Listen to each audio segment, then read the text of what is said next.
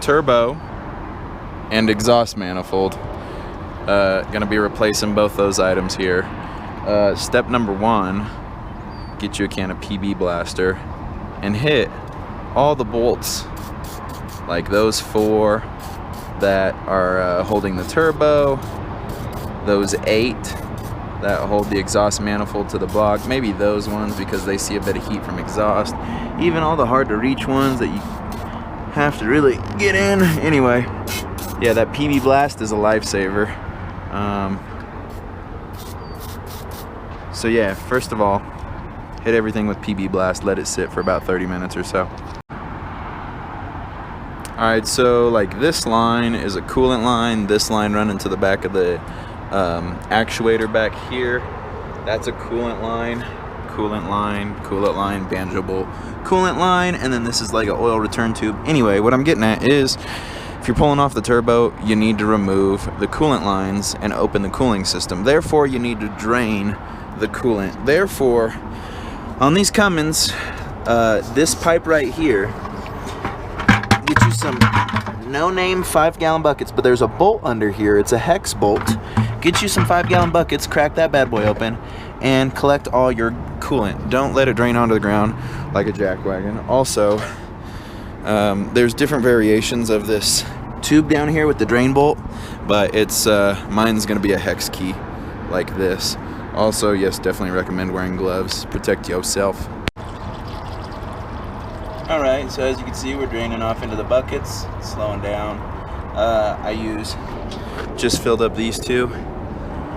So yeah, it does hold about 15 gallons almost in the system. So don't be shy. Let it drain out, and then make sure you replace that plug though when you're done. Coolant reservoir is empty, so when you're draining it, take the top off, let some air out. Depressurizes the system, it'll drain away quicker. But yeah, definitely make sure you cap that when you're done. And I put the Allen wrench, the hex key, back on this bolt right here to show you where it is. But yeah, make sure you tighten that bolt up, and that way you don't forget when you go to refill the system or lose that little bolt. It's tiny, it's only yay big. So next step is removing the charge air cooler boot, charge air cooler turbo to air cooler tube, I guess, whatever, intake tube right here. So next step's that. These are 10s, so we'll take that off. Okay, charge air cooler tube is off. After you got the intake tube to the charge air cooler from the turbo to the charge air cooler off, go ahead, this is coming off next. So I went ahead and took it off at the top where it attaches to the air filter, and then loosen this one. That's going to come off as a whole piece, pipe or tube, and the 2 rubbers. Okie dokie schmokey. So you got the tube out of the way, you got the air filter to the intake. I'm going to put gloves on here, here, and here, just to keep shit from getting, actually no, I'm not going to put one on here. I'm going to put a glove here and a glove here to keep stuff from getting into my charge air cooler as well as into the turbo impeller.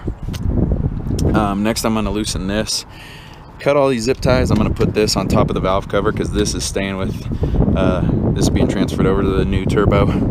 So I'm going to loosen this right here, I'm going to loosen this right here and this right here, and just kind of try and pull that out of the way. I might have to take the knock sensor and the 7th injector and my EGT probe off, but we'll see. Alright, so I've loosened these exhaust clamps. They're V-band clamps, as well as this one. So they get stuck on because of the heat, so just take a flathead screwdriver, back up in here. This might be hard to do one-handed, but especially with such a short. Should have grabbed my longer one, but I've already committed. Anyway, you get it. Let's see if I can do this one. Get it up in there, and yep, just pop it off with a little force of a flathead. That one was pretty loose already. All right, I might have to use both hands on that little guy. Sorry. Also, it is raining here in beautiful, sunny Monument, Colorado. Beautiful day, by the way. Love the Front Range, love the greenery. I wish I was driving in something like that RV heading out, but it is what it is. Would love to have a motorhome that big. But anyway, yeah, beautiful, beautiful day. Dark clouds behind us coming in. Sunny clouds to the west over the Front Range. A little mix down south. Alright guys, so and gals, folks. Alright folks, so there's a sensor right here that goes, this one goes to the back of the turbo. It stays on the turbo. Sensor right here that goes to the actuator. It plugs in up there. So had a little bundle of all these wires all zip tied, so snippy snip, you know, snip snip motherfucker. And snip snip motherfucker. Anyway, alright, now I got that out of my system. And then unclip them, you know, you push the little red tab back with a flathead because they're pretty stiff, and then push that down and pull that one out, and then this one's just a simple clip up, and same with this one, it had a clippy clip up. So get those sensors off. Next we're gonna do undo this banjo bolt right here, banjo bolt right here, banjo bolt back here, this bolt right here, and these two bolts right here for the oil drain tube. Y'all follow? Y'all got that? All right, good. And I think, yep, that's gonna be it. Once we undo this banjo bolt and this banjo bolt, we should be able to kind of maneuver this because it's a soft braided line right here. So we should be able to maneuver that out of the way. The oil feed tube, oil drain tube down here, once we take those off, it'll kind of stay stationary, but we'll have these bolts out of the way. Once we remove this back coolant banjo bolt right here, it'll be free from going into the blanking thermostat housing right here. And then same with this, coolant goes into the actuator. It'll be free from that, and then we'll be able to pull these 4 bolts off the manifold and the turbo will be free. Alright, so I undid this banjo bolt back here. That was an 18.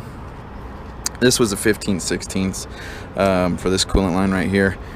There is this oil feed line right here I still have to pull off.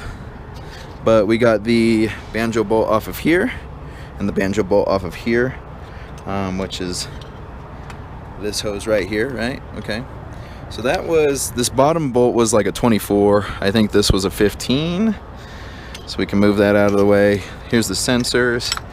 We're gonna get the, so we've disconnected all the coolant lines now, okay? Banjo bolt back here, which was an 18, this one 15/16. Now we're gonna undo this oil return line as well as the oil feed line, and that will have our coolant and oil completely disconnected.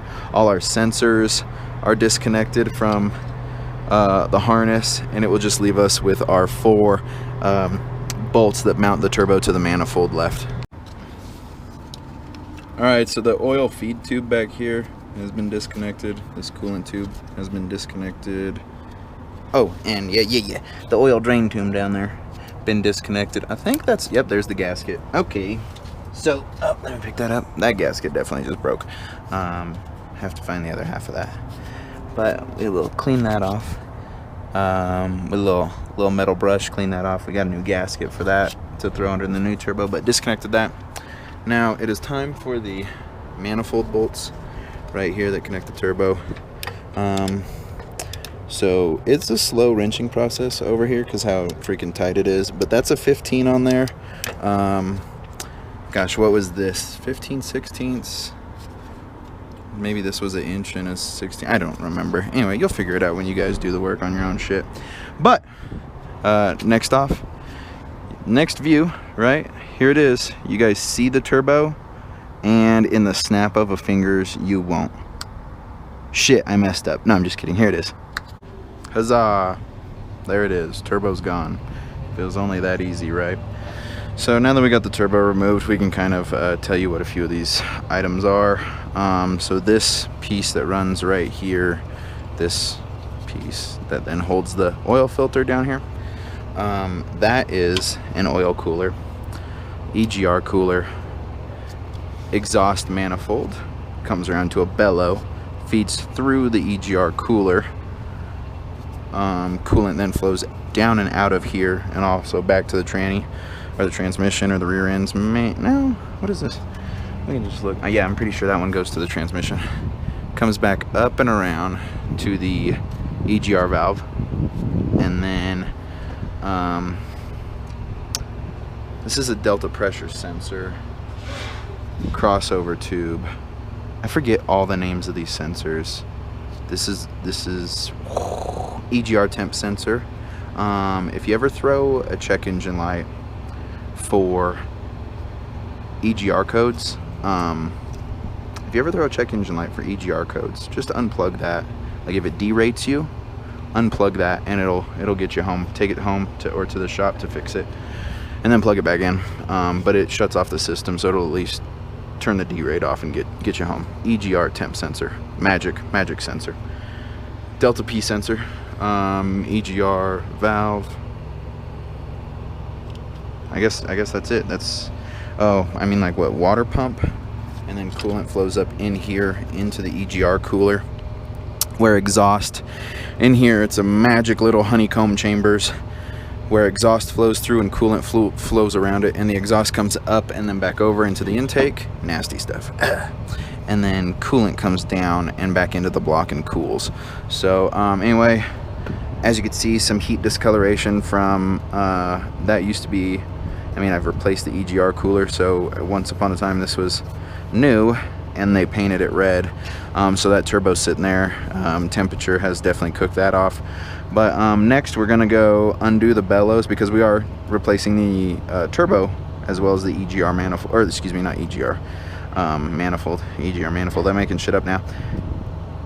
The manifold, exhaust manifold. You can see here some soot back in there, dirty soot. You'll see it more once I take it off. So it looks like we've had some gaskets leak, that one, as well as that one and that one. So these two gaskets and this second gasket right here were leaking. But we are gonna pull that off, brake parts clean the shit out of this, wipe it down, and repaint it. So it's gonna look good going back together. It's funny, I was had the hood open. Let me put my hat on forward before I turn the camera around at myself. So we're standing outside working on this like I am. Actually, hang on. There's a little dirty fingerprint on there. Standing outside working on this like I am, and some dude walked up and was bullshitting with me. And he's like, damn, that's like the cleanest engine I've seen in a while. And I was like, I mean, I get it washed, every truck wash.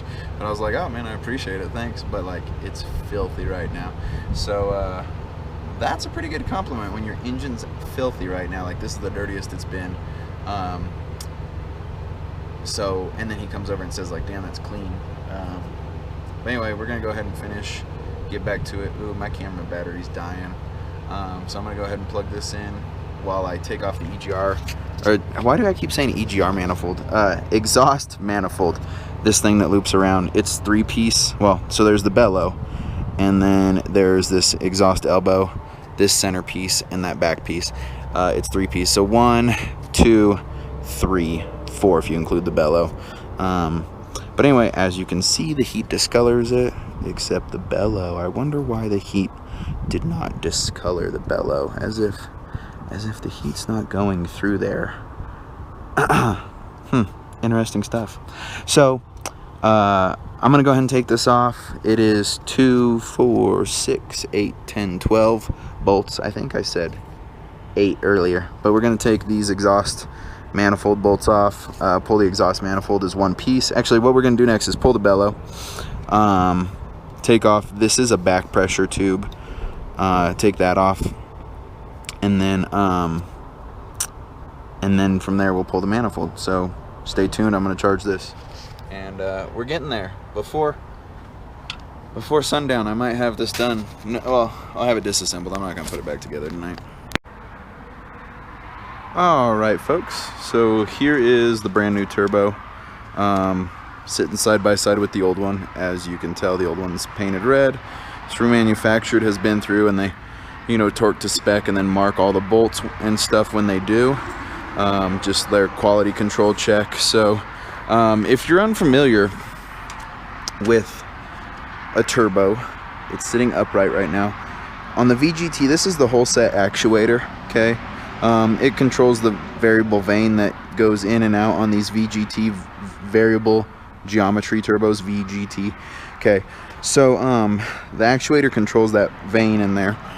This is the exhaust turbine, then goes out to the exhaust. Obviously this is the inlet, and this takes in air and then shoots it out this into the intake.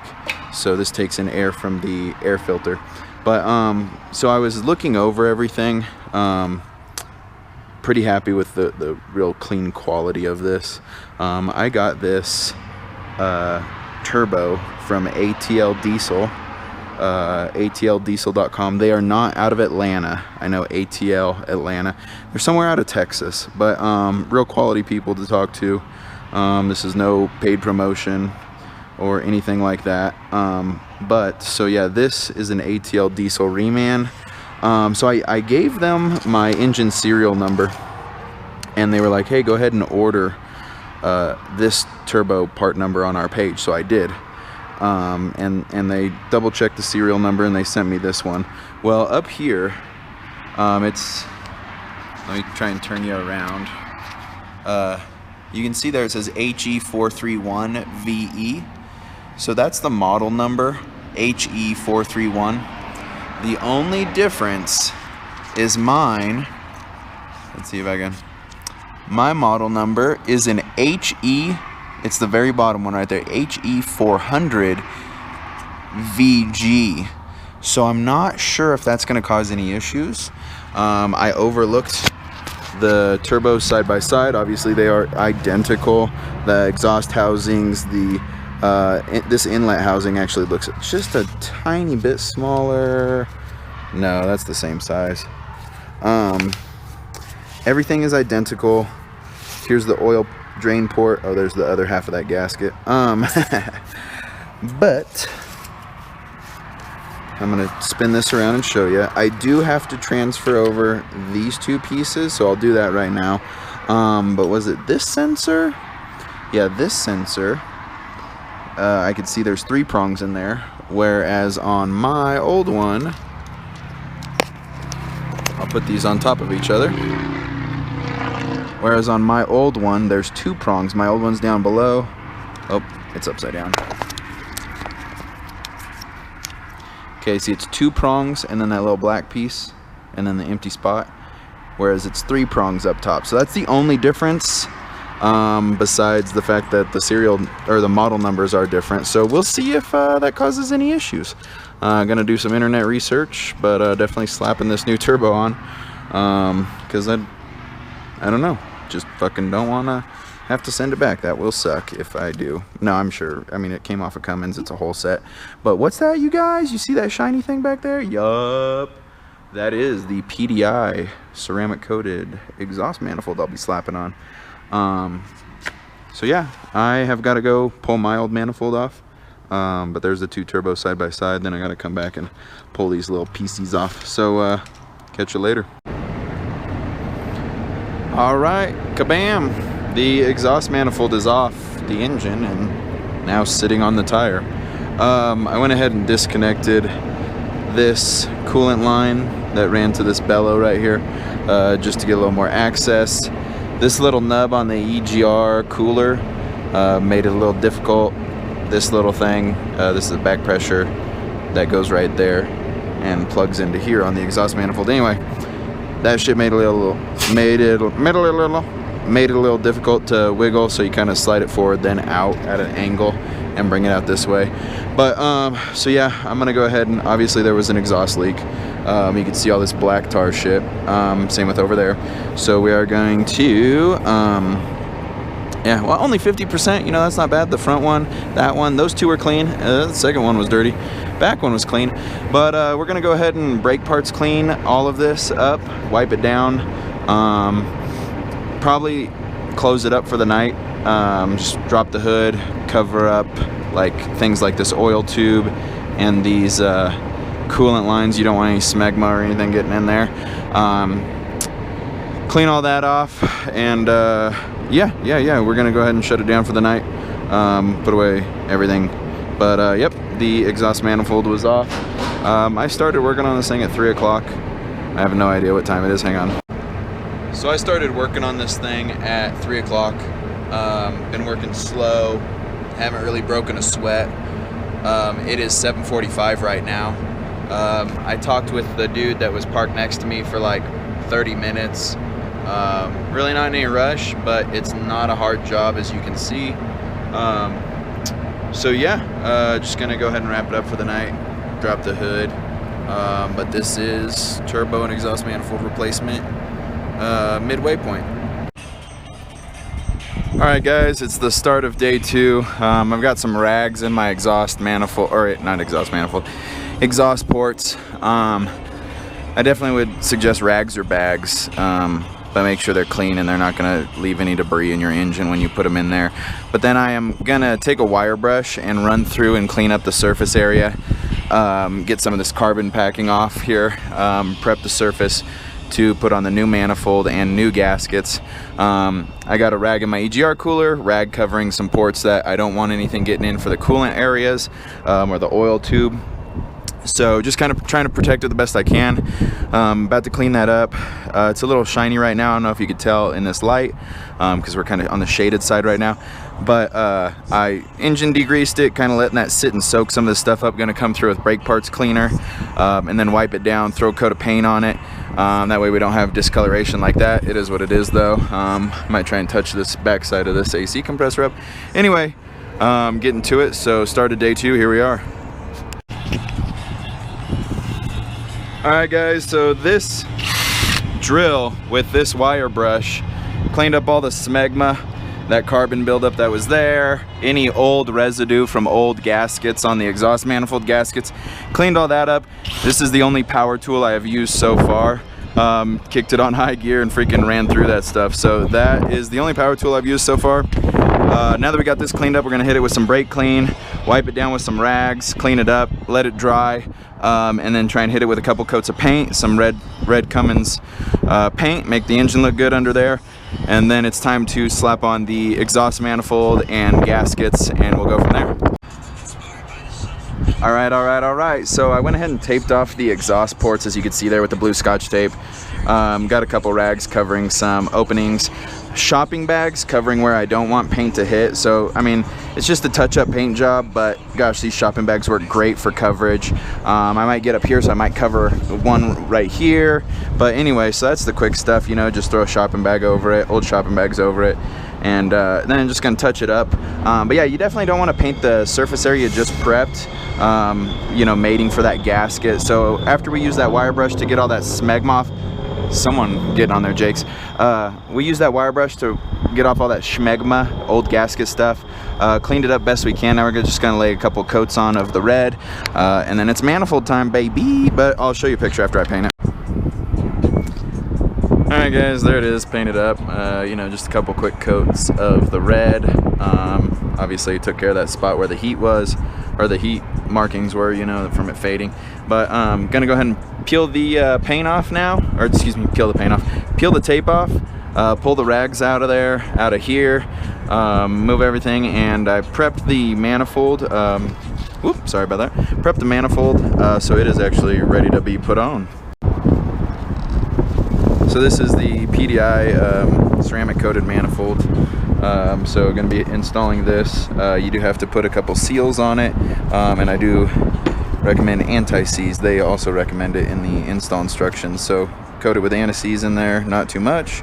There's a couple seals you put on these end pieces, slam it together, time to install.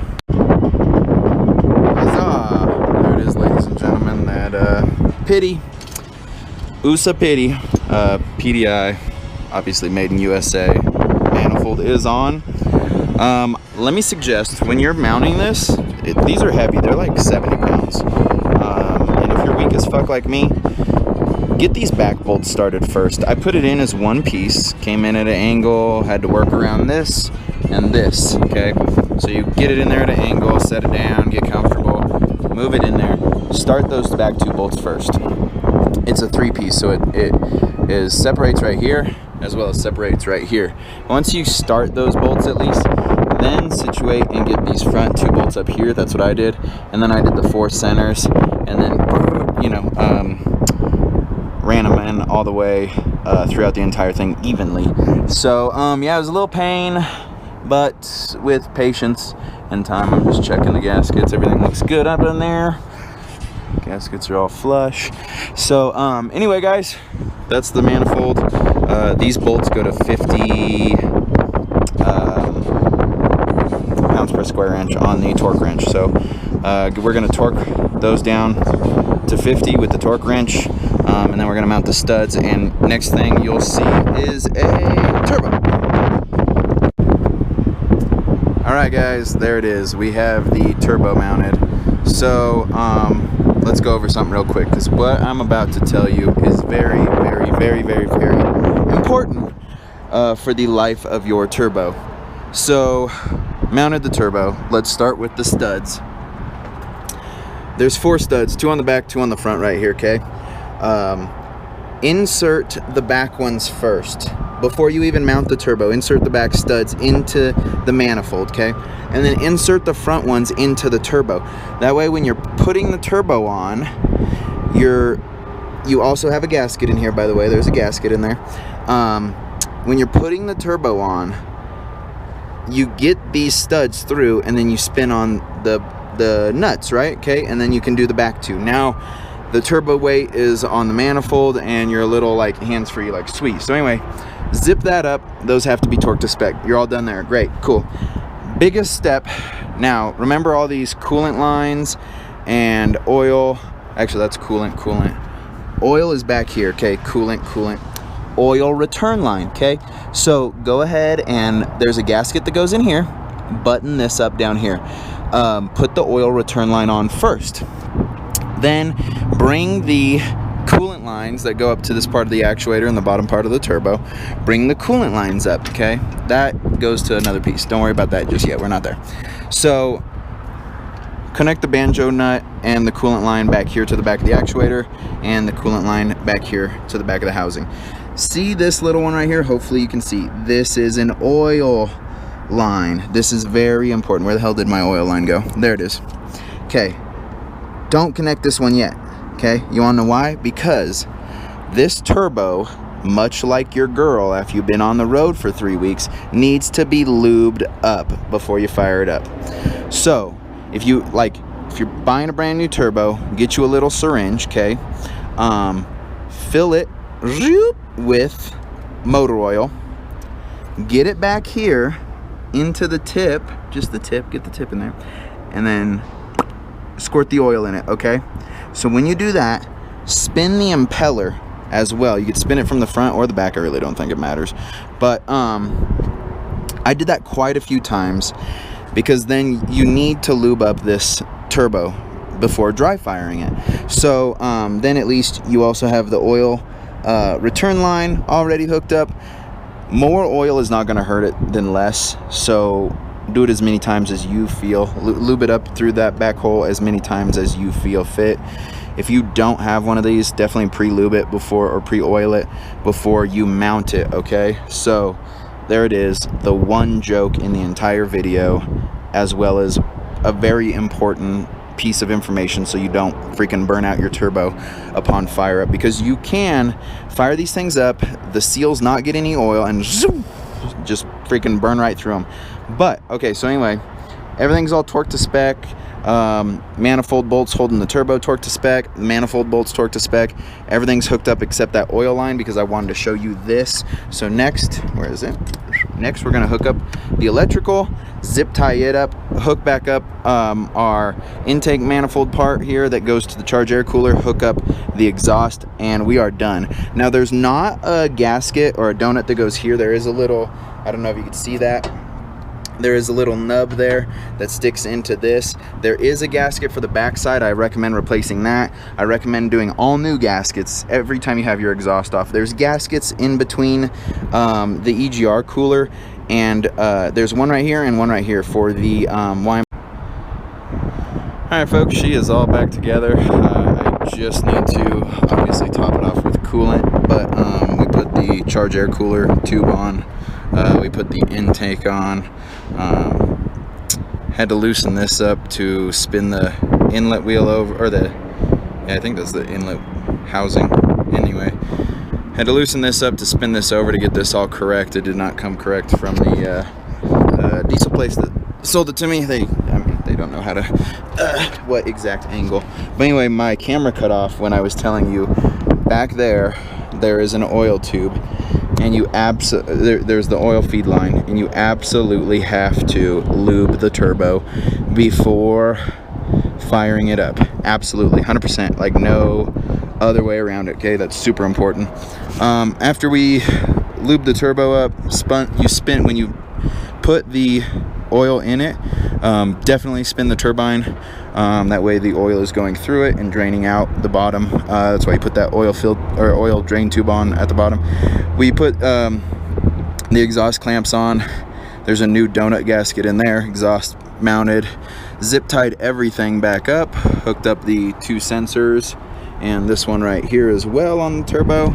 After that was the intake, and then the charge air tube, because obviously the intake's behind that, so it's easier with this out of the way. Now we are literally on to the last step before firing, and that's just filling her back up with all that coolant. Alright folks, that is a brand new remanufactured turbo and a brand new PDI exhaust manifold on this ISX15. So moment of truth, buttoned everything up, topped off the coolant, zip tied everything out of the way, plugged everything up. It's good to always just double check everything, which I already did, but I triple check everything. So, all right, let's go moment of truth it.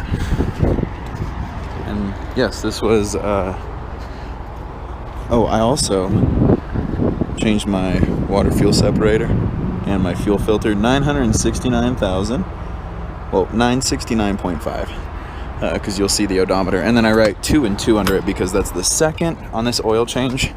That's the second fuel filter and fuel water separator. All right, so 969.6. So you get it. All right, preliminary checks. Let everything prime.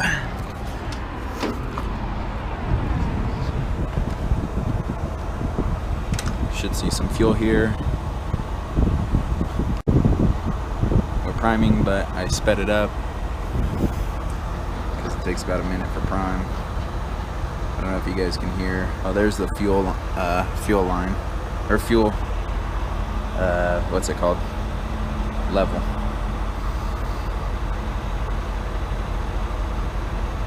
Sometimes it comes up a little higher, sometimes it doesn't. There it is, a little bit. You can see it. At least I can. Speeding this up. High pressure pump is working for a minute, or the pickup pump. All right, we're primed and out of gear.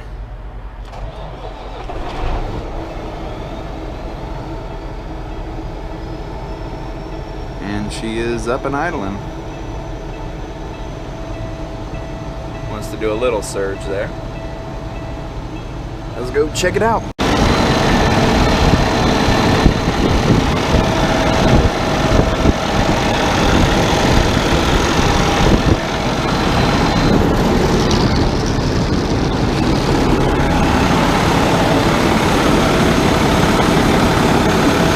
Sounds very smooth.